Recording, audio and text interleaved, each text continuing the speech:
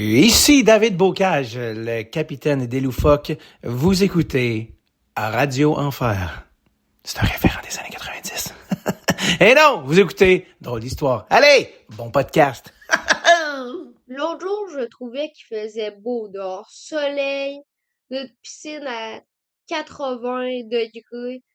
Oui, elle était pas mal chaude pour une fois. Je pouvais aller me baigner, aller jouer dehors, mais c'est quoi que j'aimais mieux faire? Écouter Crave. Puis j'ai trouvé une série qui s'appelait À la poursuite du rêve glacé. C'est un petit documentaire que David Bocage a produit. C'est quoi qu'ils ont fait? Ils se sont mis 12 humoristes pour aller faire un tournoi de hockey à Niagara Falls.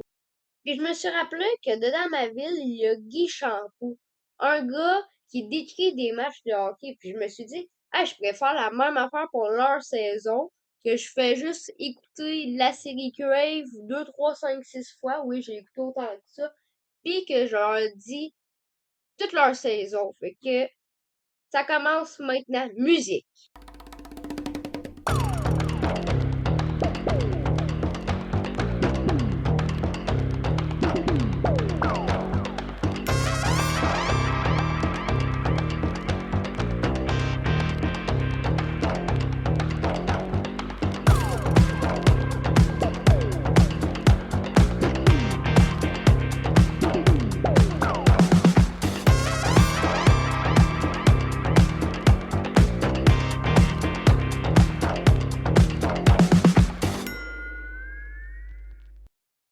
Pour les joueurs, le numéro 77, le capitaine, David Bocage, numéro 23, Pierre-Yves Roy des Marais, numéro 13, Sam Breton, numéro 11, Charles Pellerin, numéro 21, Louis Carrière, numéro 27, Mathieu Blanchette, numéro 6, Dom Babin, numéro 72, Christophe Dupéré, numéro 49, Sam Boisvert, numéro 7, Andy Maillé-Pressoir, numéro 32 est le gardien de but, par chaque équipe a besoin d'un gardien de but, Charles-Olivier Saint-Cyr, et le responsable du matériel, Brian Piton.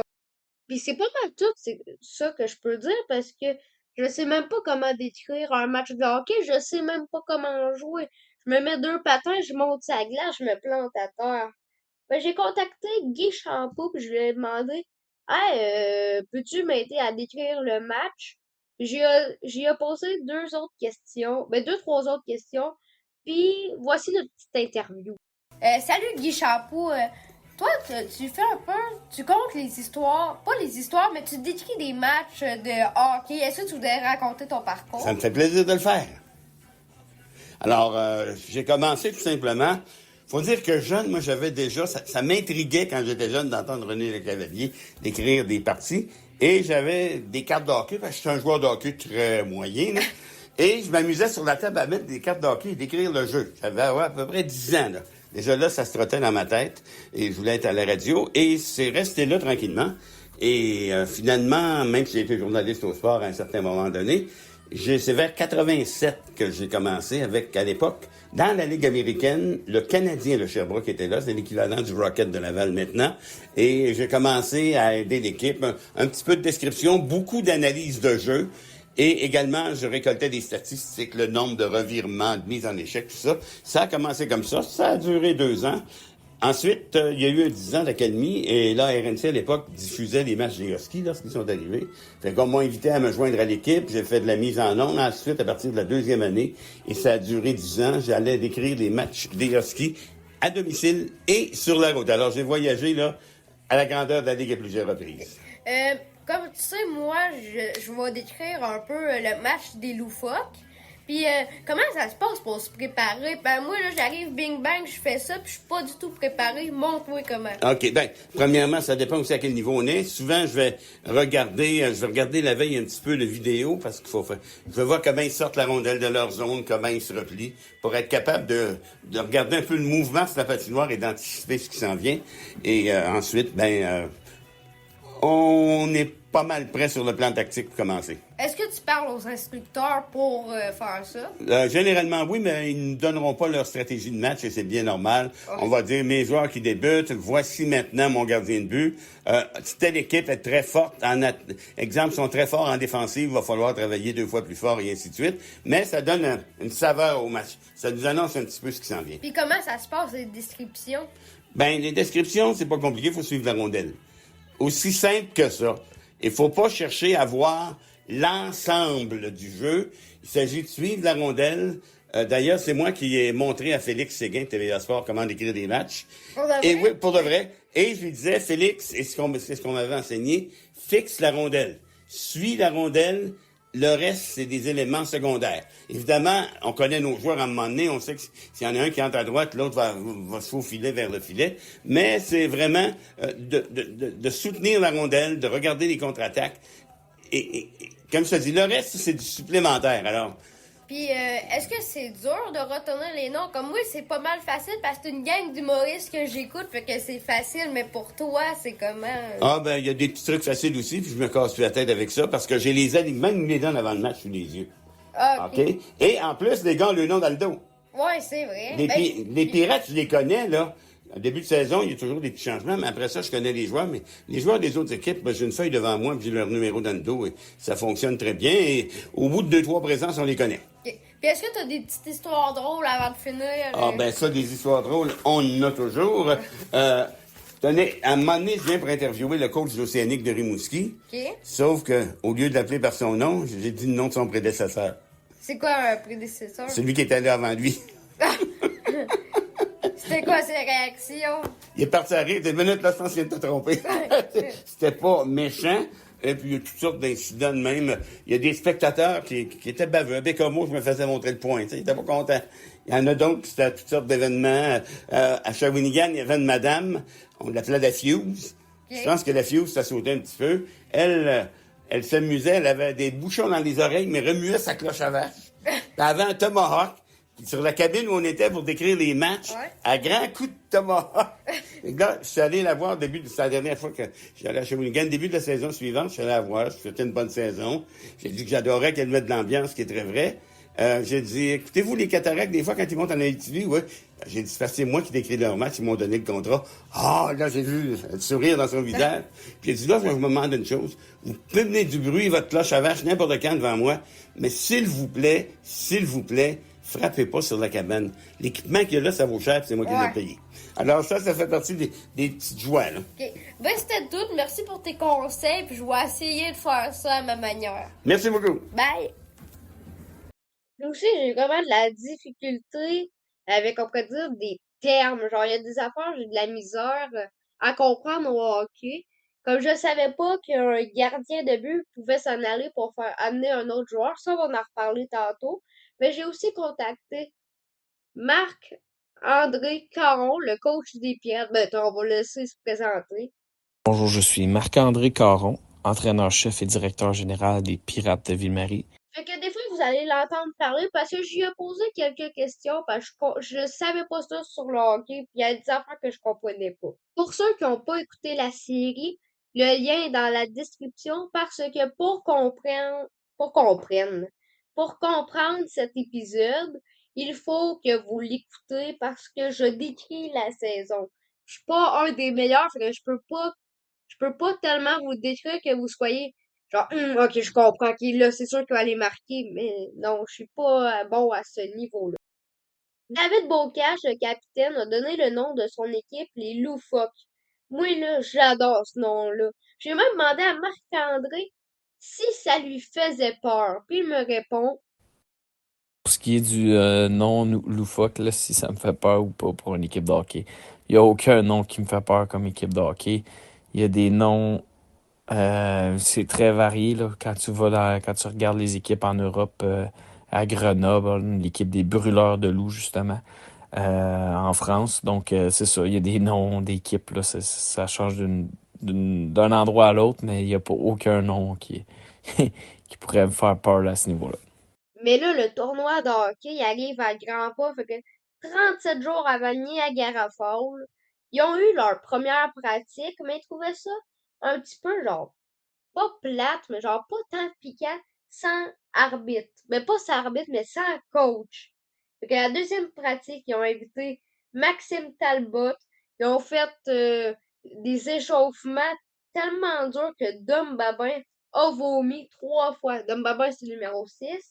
Puis moi, je me suis dit, ah, il est chanceux d'avoir vomi. Non, c'est pas tant chanceux d'avoir vomi, mais moi, je trouvais ça cool, c'est-à-dire qu'il s'est donné tout ça. Moi, j'étais fière, mais Marc-André, il voit pas ça pareil. Pour ce qui est du un joueur qui vomit, là, la question un joueur qui vomit, euh, non, c'est pas quelque chose que je suis fier. Probablement que la plupart du temps, c'est parce que la personne est. Tu sais, les fois que c'est arrivé, c'est vraiment en début de saison, les camps d'entraînement, ces choses-là. Donc tu dis, oups, la personne c'est pas super bien préparée durant l'été. Donc, tu sais, il y a deux façons de le voir. Oui, il a tout donné, mais en même temps, non, il s'est pas mis assez en forme là, pour exécuter les entraînements et les attentes là, que le niveau demande. Donc, c'est un peu une question à double tranchant. Peut-être qu'il y aurait d'autres réponses par rapport à ça, mais moi, c'est plus un manque de préparation que je vois là, quand je vois ça. Bon, ben moi, là, même s'il a dit ça, je vois comme c'est quoi je pensais. Je suis fière de toi, Dom Babin. Malheureusement, Maxime Talbot était seulement là pour cette pratique-là, car il n'y avait pas assez d'argent pour le payer. Je sais pas si ça coûtait combien, parce que j'aurais pu les aider. Moi, je sais que dans mon portefeuille, j'ai 2 pièces. À mon âge, c'est beaucoup d'argent, ça, mais pour Maxime Talbot, il aille faire des pratiques, d'après moi, j'en ai pas assez.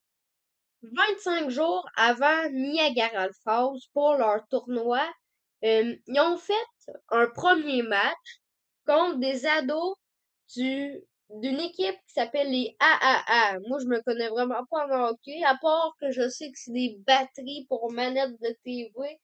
Je sais pas c'est quoi la différence entre une équipe de AAA ou une équipe AA ou une équipe A ou une équipe B, C, D, E, F, G, H, J, K, L, M, N, O, P, Q, R, S, W, X, Y, Z. L'équipe de 3A a gagné 9-2. 9-2. Je vous rappelle, l'équipe du Maurice a 2 points, que c'est 25 jours avant Niagara Falls. Mais là, durant ce match-là, il y avait un dépisteur qui les surveillait. Ah, puis en passant, Dom Baba, il a encore vomi. Je suis fière de toi. Non, sérieusement, pour moi, là, c'est genre, il s'est donné. Mais le dépisteur, lui, je sais pas comment il a aimé ça. Puis probablement, il dit un dépisteur. Je sais pas c'est quoi un dépisteur. Fait que Marc-André, pourrais-tu nous dire c'est quoi un dépisteur? Dépisteur pour les joueurs, ben dans le fond, un dépisteur, c'est quelqu'un qui travaille pour une équipe, pour une organisation, puis qui va faire du recrutement. Donc, lui, il va aller voir des matchs de certaines ligues ou peu importe. Comme moi, mais disons, je fais pas mal tout mon dépistage, mais j'ai deux dépisteurs. J'en ai un dans le coin de Montréal, puis j'en ai un en Abitibi. Donc, je l'envoie à certains matchs, puis il fait un rapport là, des joueurs là, qu'il a vu qui pourrait être intéressant pour notre équipe. Fait que c'est un peu ça. Puis, tu sais, on donne un peu des consignes de savoir, OK, tu sais, je recherche ça au niveau de l'âge ou au niveau des caractéristiques. Je veux un joueur plus rapide. Ça me prend des défenseurs l'année prochaine. Fait que regarder les défenseurs et ainsi de suite. Donc, ça ressemble à ça, le travail d'un dépisteur. C'est quelqu'un qui va suivre des ligues, des équipes, qui va aller voir les matchs pour justement là, faire une banque de données là, pour d'autres équipes. Puis les équipes puis, puissent sélectionner ces joueurs-là par la suite. Leur dépisteur, il se nomme Simon Boisvert ou le Snake. Le Snake, je savais même pas ça, qu'il y en avait un. Mais c'est sûrement un surnom, le Snake. Moi, j'aimerais ça. Miguel Goré Goupil. Non, finalement, on va laisser faire ça, non. Mais pour ce premier match-là, ils ont pu voir leur tenue de loufoque. Parce que bien sûr, ils ont tout un logo, tout ça. C'est tellement beau leur vêtement de hockey, tout ça, avec le logo. Ça fait partie, parce que oui, on peut acheter ces vêtements-là, pas les officiels, mais genre, ils peuvent en faire. Le lien, il est dans la description. Ça fait partie de ma liste des achats compulsifs. Un maillot avec mon nom décrit dessus, puis mon numéro. 15 jours avant le tournoi, ils ont fait appel à Anna Sherbatov. Désolée, j'ai massacré ton nom pour un entraînement de power skating. Ça, je sais vraiment pas c'est quoi. Puis ensuite, ils ont fait Pour souder l'équipe, ils ont fait une petite activité de team building avec Yannick Gobin. Ils sont rendus au jour J. Le 7 mars, c'est l'ouverture du tournoi. C'est 4 équipes qui s'affrontent. Puis, depuis qu'ils ont seulement eu coach Talbot, Maxime Talbot, pour leur game, puis il a été là juste une journée, ils ont eu besoin d'un nouveau coach qui était devant eux depuis tous ces jours-là. Ryan Piton. Ils sont prêts pour les tournois. Puis là, j'ai regardé, ils sont seulement 2 trios. J'ai demandé à Marc-André si c'est beaucoup 2 trios. Moi, je pensais qu'il y en avait seulement 3 des tournois. Voici sa réponse. Pour ce qui est de la composition des trios, c'est tout dépendant des niveaux, là. Comme moi, je dirige au niveau junior en Ontario. Donc, nous autres, on a 4 trios, 3 paires de défenseurs. Donc, on parle de 12 attaquants, 6 défenseurs. Puis ensuite, ben, on a 2 gardiens de but titulaires pour le match. Donc, c'est comme ça dans les niveaux pro. Fait que tout, tu sais, oui, junior, mais tu sais, si tu regardes Ligue nationale, Ligue américaine, les ligues en Europe, peu importe, c'est pas mal tout comme ça, 4 trios, 6 défenseurs. Par contre, là, quand tu vas dans un niveau inférieur, soit avec des groupes d'âge inférieurs ou des niveaux un peu plus moins compétitifs, mais plus récréatifs, là, c'est sûr qu'il y a du 3 trios, même il y a des niveaux qu'il y a 2 trios aussi, là. Donc, ça dépend toujours par rapport à ça. Pour le premier trio, celle du centre, le numéro 27, c'est Mathieu Blanchette. À gauche, il y aura Sam Breton, numéro 11. Et à droite, numéro 77, David Bocage. Pour le deuxième trio, à chaque fois que je dis trio, ça me fait penser au McDo, les trios McDo. Je reviens au principal. Pour le deuxième trio, celle du centre, c'est Charles Pellerin, numéro 11. À gauche, Pierre Roy Desmarais, numéro 23. Puis à droite, Louis Carrière, le numéro 21. Pour le premier trio, pour le deuxième, je sais pas comment ça fonctionne, les défenseurs. Il y a Christophe Dupéré, numéro 71, et Andy Maillé-Piessoir, le numéro 7 pour le premier défenseur, genre le premier du groupe de 2. Pour le deuxième groupe de 2, il y a Dom Babin, numéro 6, et Sam Boisvert, numéro 49 pour les défenseurs, et le gardien de but, Charles-Olivier Saint-Cyr, numéro 32. Et comme chaque bon match de hockey, les arbitres sont aveugles. Mais genre aveugles, là, ils n'ont pas d'yeux. Pour le premier match, c'est les Loufoques versus juste de type in. Ouais, c'est vraiment ça leur nom, je suis vraiment pas bon en anglais. Fait que pour la première période, l'équipe a fait 1 point. Sam Boisvert, numéro 13, a fait 1 but. Mais c'était seulement la première période. Il y a eu déjà à peu près 4 mises en échec en 2 minutes. La deuxième période, ils ont fait, l'équipe adverse a fait 1 but, mais les Loufoques se sont démarqués en faisant 3 buts. Il y a Louis Carrière, numéro 21, Christophe Dupéré, numéro 72, puis Mathieu Blanchette, numéro 27. Et pour la troisième période, l'équipe adverse a fait 1 point. Puis notre équipe a fait 3 points. Ben, c'est rendu 3-7. Ceux qui ont fait les points pour la troisième période sont David Bocage, Andy Mailly-Passoire, numéro 7, puis Louis Carrière. Mais Sam Breton s'est blessé. Fait qu'il y a un joueur de moins dans le trio 1. Faut qu'il trouve un remplaçant le plus vite possible. Ils ont trouvé son remplaçant. Et ils l'ont contacté en pleine journée. Ben, genre tout de suite après, c'est Jérôme Léger. Je pense que c'est ça son nom. Puis il est venu aussitôt, genre il est arrivé, je pense, durant la nuit, puis il a tout de suite commencé. Pour le deuxième match, les Loufoques versus les Seals. Les Seals, là, ils ont déjà gagné l'année d'avant. C'est une équipe très, très physique. Ils insultaient tout le monde durant le tournoi. Puis ils se sont mis à insulter le plus jeune, Dom Babin. Mais on va voir c'est quoi qui s'est passé. Première période, ils ont fait 2 points, comparé que les Loufoques ont fait 1 point par Pierre-Yves Roy des Marais. Ensuite, la deuxième période, ils ont fait l'équipe adverse 1 point, mais les Loufoques ont pu marquer l'égalité grâce à Mathieu Blanchette. Et L'autre, je sais pas. Désolé, c'est parce que j'avais mal vu durant le match sur mon ordi. Mais Dom a tellement insulté l'autre équipe parce que l'autre équipe l'insultait. Il voulait se venger, on pourrait dire ça de même. Il s'est fait expulser du match. Puis s'il gagne ce match-là, ils ont une place automatiquement à la finale. Troisième période. Pour le moment, c'est 3-3. Ça a été des essais, genre il voyait le but, il lançait, manqué. L'autre équipe adverse aussi. Il restait 2 secondes, puis bip! Égalité. Là, je sais pas comment ça marche, les égalités. Ça a donné un match nul. Puis je me suis demandé, genre, comment ils font pour savoir qui a gagné ce match-là ou non. Fait que j'ai demandé à Marc-André. Oui, encore une fois, j'ai posé des questions. Pour ce qui est des matchs, comment ils peuvent se terminer, s'ils se terminent sans prolongation, si c'est nul, ça dépend vraiment des niveaux. Puis des tournois, là, tout dépendant, là, c'est sûr qu'il y a des matchs qui peuvent finir nuls dans des tournois de plus jeunes, puis même dans certains tournois récréatifs, ça va être le cas.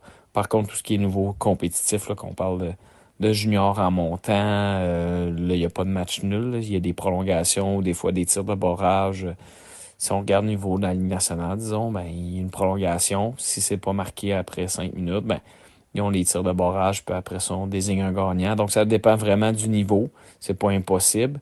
Mais tout ce qui est compétitif, là, on parle vraiment de prolongation ou autre, là, pour déterminer un gagnant. Puisque je connais pas ça, je sais pas c'est quoi qu'ils ont fait tout ça, mais ils doivent en refaire d'autres matchs. Oui, je me connais pas à ce point-là au hockey. Fait que le match 3, c'est les Loufoques versus les Wild Dogs. C'est vraiment plus relax. Ils ont adoré ce match-là. Première période, 0-0. Deuxième période, 1-1. Mathieu Blanchette a fait l'égalité. Mais là, ça a encore fait un match nul. Puis là, je sais pas comment ils ont fait, mais ils se sont rendus à la finale. Là. La finale, ils sont prêts à gagner. Les Loufoques versus les Seals. Les méchants du début. Fait que première période, 1-0. Deuxième période, 1-0. Pour le moment, ils sont en train de perdre. La troisième période, il reste 2 minutes. Il enlève le gardien. Je savais pas si c'était possible. J'ai même demandé à Marc-André encore une fois. Ouais, c'est possible d'enlever le gardien pour ajouter un joueur, donc tu peux jouer à 6 joueurs puis enlever ton gardien. C'est une situation qui arrive souvent en fin de match quand que tu perds par 1 ou 2 buts. Même des fois, il y en a qui osent le faire à 3 buts, mais tu essaies de te donner un avantage, donc tu enlèves ton gardien de but pour avoir un 6e joueur et donc essayer de marquer un but parce qu'on sait que perdre 4-3 ou 5-3, ça change pas grand-chose, donc tu essaies de te donner une chance de plus de marquer en fin de partie. Donc, c'est un peu ça à ce niveau-là. C'est pas une statistique. Oui, ça augmente les chances, là, mais j'ai pas les statistiques avec moi, mais c'est pas si haut que ça le nombre de pourcentage là, de buts marqués quand tu enlèves ton gardien de but. Je pense que c'est autour du 10% là, dans la Ligue nationale. Ce serait quelque chose à vérifier, là, mais de mémoire, c'est autour de 10%. Donc, une fois sur 10 que ça fonctionne. Par contre, ça te donne plus de chances quand même de marquer. Donc, c'est une stratégie qui est utilisée très couramment. Il enlève le gardien quand il restait 56 secondes de la fin. Ils ont perdu 2-0. J'ai pleuré. Comme que c'est étonnant. Pour de vrai, il faut vous écouter ça. Moi, si vous l'avez pas écouté, parce que sinon, là, je viens juste de tout vous spoiler. Oh, c'est vraiment triste, mais c'est tellement, on pourrait dire, humain, genre, t'apprends tellement d'affaires, la morale est bonne. Puis, j'ai demandé à David Bocage, celle qui a fait l'intro du début, le capitaine des Loufoques, c'est quoi qu'il a aimé le plus? Et voici sa réponse. Ce que j'ai le plus aimé de faire à la poursuite du rêve glacé, c'est une réponse qui pourrait être très longue parce que moi, j'avais plusieurs chapeaux sur la série. Parce que d'une part, oui, j'étais le capitaine, bien sûr, des Loufoques, mais j'étais aussi l'idéateur et co-scénariste. Donc, je veillais au grain sur plusieurs fronts. Mais si j'avais à résumer en une chose, ce que j'ai le plus aimé de la poursuite du rêve glacé, de le faire, c'est vraiment l'expérience humaine parce que, puis je pense qu'on l'avait sous-estimé, tout le monde, autant les joueurs que la production, que la réalisation, de dire, oui, on savait qu'on faisait ça entre amis, puis qu'il y a quelque chose de rare quand même là, dans ce domaine-là, de pouvoir faire des projets avec que des amis dans un contexte qu'on aime, c'est-à-dire le hockey, l'humour. C'est comme un projet qui relève un petit peu du fantasme, mais c'est vraiment d'avoir comme vécu ça avec des amis réels dans la vraie vie que je vois encore, qu'on s'en reparle. Ouais, c'est ça. Je pense que c'est ce qui est ressorti aussi dans la série. Je pense que quand on la regarde, c'est ce que les gens nous parlent le plus depuis qu'ils ont vu la série. Je pense que c'est ça qui a fait un peu que la série est allée rejoindre des gens. C'est que c'était pas nécessairement juste pour les fans de hockey. C'est peut-être le plus beau compliment qu'on a à date dans la série, c'est que les gens qui aiment pas le hockey aiment la série parce que je pense que les gars sont attachants. Puis c'est l'espèce de nature humaine et la bromance qui ont ressorti. Et ça, c'est quelque chose. Allez, bon ski, bon snow. C'était Miguel Goupé. Vous avez écouté la 5e épisode de Drôle d'Histoire. On se revoit à le prochain épisode. Au revoir.